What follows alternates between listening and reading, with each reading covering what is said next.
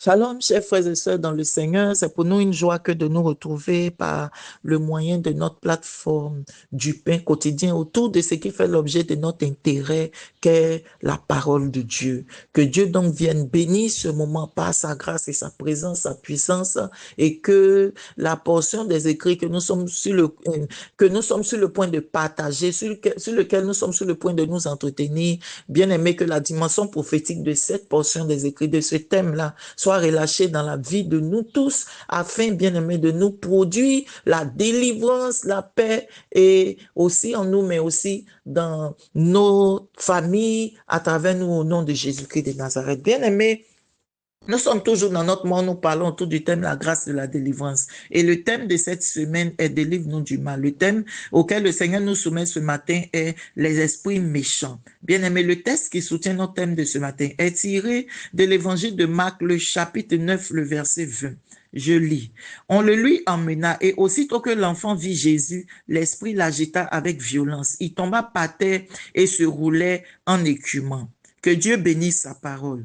Bien-aimés, voici donc la Bible nous parle de cet enfant possédé des esprits méchants. Quand nous remontons un peu les versets de ce texte, nous pouvons comprendre, nous pouvons lire que cet enfant-là a été envoyé par son père à Jésus pour acquérir la délivrance.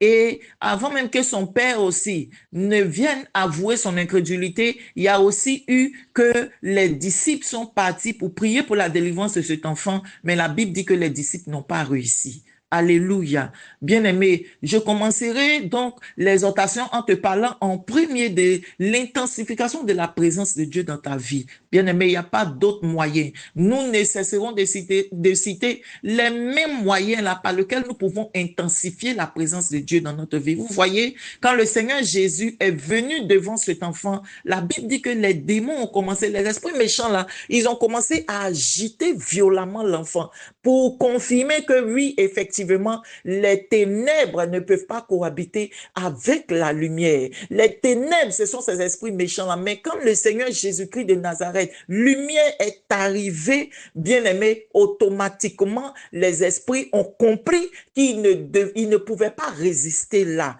Bien aimé, cherche le royaume des cieux. Il faut chercher la présence intensifiée de Dieu dans ta vie par la prière, par le jeûne, par la méditation de la parole, par l'application à observer et à mettre en pratique la parole que tu médites jour et nuit. Bien aimé, c'est en cela que Dieu va prendre plaisir à être en toi et quand les esprits méchants vont vouloir avoir à tête à ta vie, vont vouloir attaquer ta vie, ils ne pourront pas réussir. Parce que regarde, la présence de Jésus a agité les ténèbres. La présence de Jésus a agité les esprits méchants et ils étaient obligés de capituler. La deuxième chose dont je veux te parler, la Bible dit que le Père lui-même est venu et puis il a avoué son incrédulité au Seigneur Jésus. Ce qui confirme donc ce que j'étais premièrement en train de te dire. Si tu es incrédule, si tu n'as pas foi en Jésus, si tu ne crois pas véritablement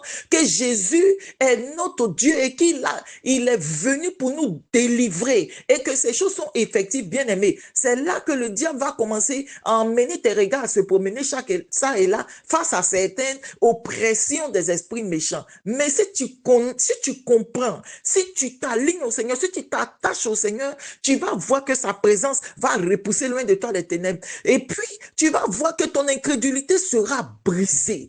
Ton incrédulité sera brisée. Ce père-là, lui-même, il n'a pas pu délivrer son fils. Bien aimé, quel est ce père ou quelle est cette mère qui va voir son enfant être sous l'emprise des esprits et puis qui va laisser l'enfant comme ça? Non, ça n'existe pas. Peu importe la répétition des mauvais actes d'une personne, un père, une mère, il ne laisse pas, il ne s'avoue pas vaincu en fait. Même quand il a l'impression qu'il est en train de s'avouer vaincu, il va toujours continuer de faire des choses pour que son fils soit délivré, pour que sa fille soit délivrée. Et c'est dans cette pensée-là que le Père va envoyer son fils. Il va tout de suite avouer devant le Seigneur Jésus qu'il est incrédule et qu'il croit que Jésus seul peut sauver son fils. Et sa foi entre, je dirais, sa foi en Jésus-Christ de Nazareth va produire la délivrance de cet enfant. La deuxième chose sur laquelle je veux t'interpeller, ce n'est pas parce qu'on va à l'église, ce n'est pas parce on confesse Jésus. La Bible dit que même le diable aussi, il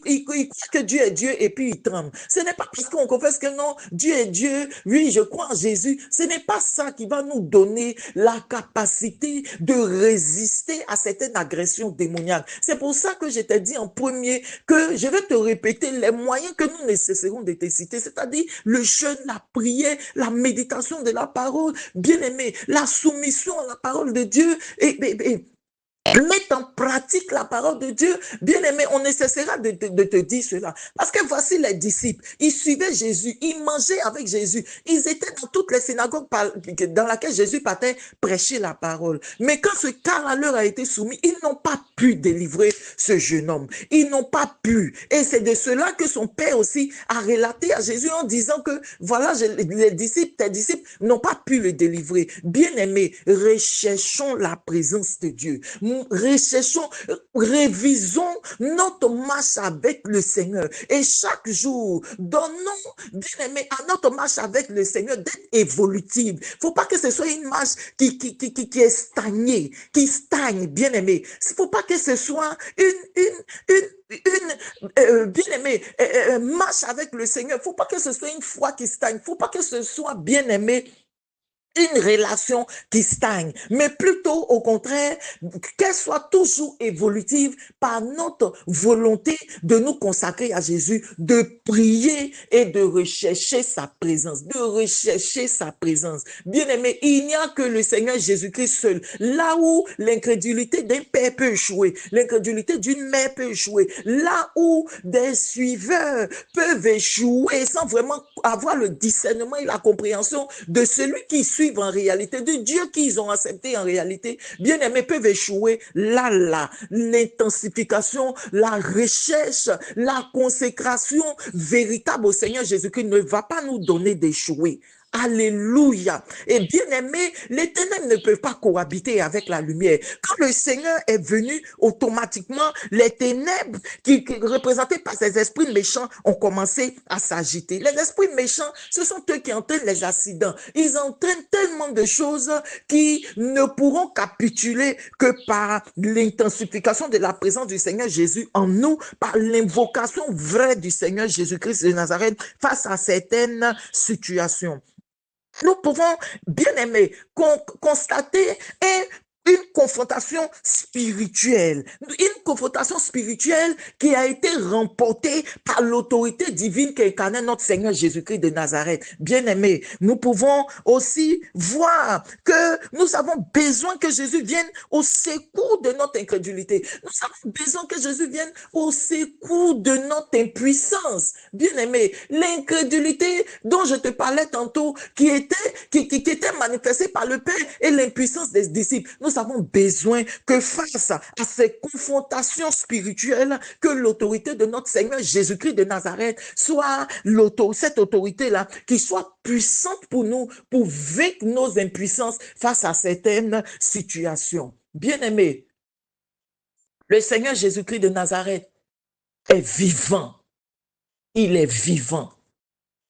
Le diable a un objectif, c'est relâcher des esprits qui vont assujettir les enfants de Dieu. J'aime bien cette parole de notre docteur qui aime souvent nous rappeler que parce que nous avons accepté Jésus-Christ de Nazareth, automatiquement, ça nous expose à des combats. Qu'on le veuille ou pas, les combats là, ça est là simplement parce qu'on a accepté Jésus-Christ de Nazareth. Bien aimé, alors, si tu as accepté Jésus et que ça t'expose à des combats, donc en fait, les esprits à la base de ces combats, qui combattent en fait dans ta vie? C'est Jésus qui combat. Donc, pourquoi donc ne pas activer la présence de Dieu dans notre vie en recherchant effectivement ses voies, en nous alignant et en nous appliquant donc à sa parole? Pourquoi ne pas le faire? Parce que en vrai, ce sont c'est le démon et c'est le diable et ses démons et Jésus-Christ de Nazareth, c'est entre eux que nous sommes. Nous avons un proverbe africain chez nous qui dit que quand les éléphants se battent, les zèbres n'ont rien à voir dedans, hein,